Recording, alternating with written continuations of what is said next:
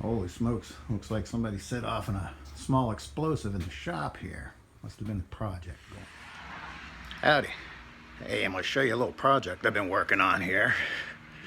I got bit by the solar bug and put together a little solar package for the RV. I'll show you what I got. So they sell these suitcase packages. They're mostly 100 watt. And I wanted more. I wanted 200 watts. So they did sell one 200 watt system. It was like ridiculously expensive and had a really cheap charge controller. So of course I had to build my own 200 watt system with a good charge controller. And it turned out okay. Kind of happy with it. These are the panels. I got it set up like a folding suitcase here. I had to build little legs for it and all that. And I'll show you what it looks like. Alrighty, so each one of these panels is 100 watts. Yeah, no, I don't know, 18, 20 volts or so. And I had to put together these legs, put the hinges on.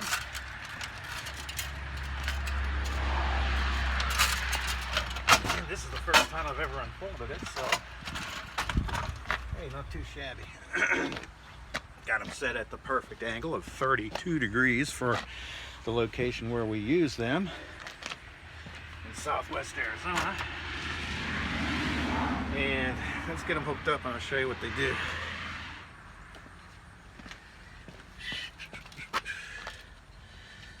So there's two different kind of charge controllers. There's pulse width modulated, PWM, and then there's MPPT, which is maximum power point tracking. The conventional wisdom was use a cheap PWM controller for the small system,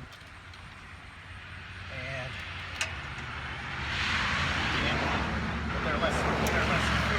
MPPTs are more efficient, 30 to 40% more efficient. So my thought is to get the most out of a small system. So I went with the MPPT controller.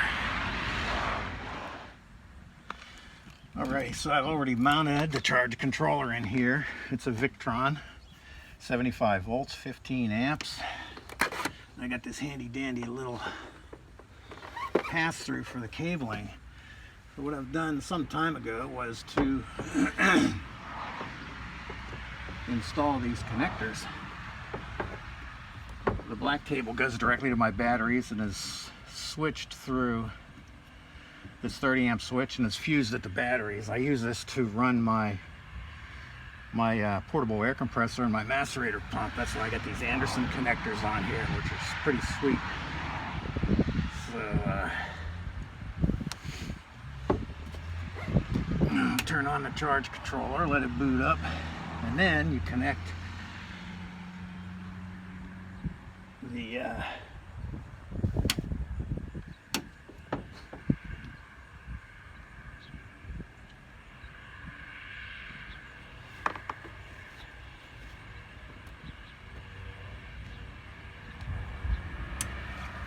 Houston, we have a problem. Okay, Houston, we've discovered the source of the problem. When I tested this thing out several days ago before building the legs on the solar panels, I installed this little module here that mounts to the battery that monitors the temperature of the battery and the voltage of the battery. And it's connected to the charge controller through Bluetooth, which is also how you communicate with it. And little did I know that that little doodad would take these two batteries completely down in a couple of days, about 3 days. So we got two coach batteries, and then we have the chassis battery, which runs the engine and so on. But this is what runs the coach. They're group 24s, I believe.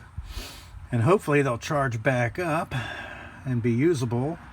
Otherwise, I'll be purchasing two brand new group 27s to put in. You know, they say lessons learned the hard way are the ones you remember the most. So we'll charge these babies up a little bit, just enough to run the controller, then I'll try bringing them all back up through the solar. Stay tuned. Okay, follow-up project. Put a switch in there to turn that off and run it over to here, so I don't have to pull the step out every time I want to use the solar. So at any rate, now it's all on, it's charging. I topped off the batteries with the converter, just enough to get them to work. As I wanted to try an experiment to see how well this thing charges. I guess I'm going to try it. I don't know if you can see it now because of the stupid glare showing my face. But in this sun, I'm getting 138 watts. I'm getting 34 or 35 volts out of the panels at 4 amps. And I'm putting in 13.2 into the batteries at 10 amps. And I'm on a bulk charge because believe me, it needs a bulk charge. And what do we got here? The load output. Okay, so you can run things directly from the charge controller. There's another set of outputs, but I don't have anything connected to them. So right now I'm getting about the max out of those 2 panels that I can get because they're rated at 5.5 amps at their maximum voltage. So I'm pretty happy about that. So whenever I designed this system, I'll spare you the details of the calculations, but I did a calculation on the biggest load that we have when we're camping dry out in the desert is if we run the furnace overnight. And sometimes running the furnace overnight, you'll only run 4 or 5 times.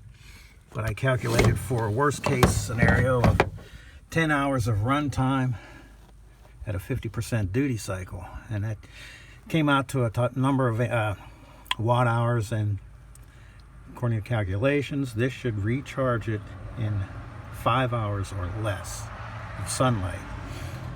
So I'm thinking this will do us good on a regular basis. Camping out in the desert. It's nice. We camped on the Texas Gulf Coast last winter for 8 days on 1 tank of water, and never ran out of water and never topped off our waste tanks. And we spent a week on BLM land in Arizona, which was nice too. It's really nice to just drive off into the desert and park. It's pretty cool. So, well, here's the test. We'll see how this baby charges up today. It'll cycle through bulk, and then, oh crap, what's the other one? Absorption. And then it'll do a float. But I'm very happy with this Victron controller. It's supposed to be one of the higher end jobbies, so they say. It wasn't expensive. It was only like $100. And I don't know why anybody would put a pulse width modulated controller on there that's 30% less efficient. You want to get as much out of these cells as you can. So anyways, here we have it.